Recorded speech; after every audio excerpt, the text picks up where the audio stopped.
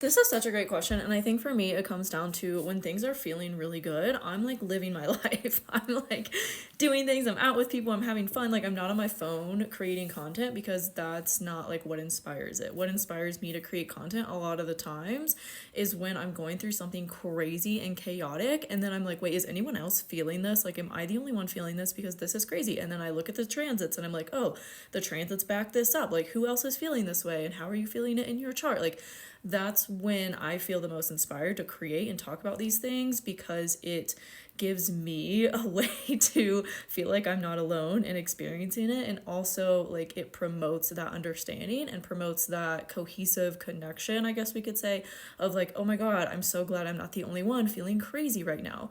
But yeah, I mean, there are times when things are going to be good. Like, that's just life. And it's really about our perspective and how we see it in terms of like the overall theme or feeling that we have from whatever happens in our lives, right? And this is why I teach astrology. This is why I teach you to understand this stuff, because once you have the tool in your toolbox to consult at any time, and you can really be like, oh, okay, this is why this is happening, or this looks more positive and this looks like a little bit more challenging. And not that either of it is good or bad or positive or negative, it's about how we see it. Like, challenges promote growth and they promote positive change in our life that we wouldn't otherwise take if there wasn't a conflict, right? Things would just stay the same and then they would just always be that way. But when there's conflict, when there's challenge, that's when we're more inspired to make changes in our life, and we're more inspired to maybe connect with others as well and just have a mutual shared bonding experience over what's happening, over the challenges that are taking place, versus when things are really good and things are really positive, we're just living life, right? We're not thinking about like, why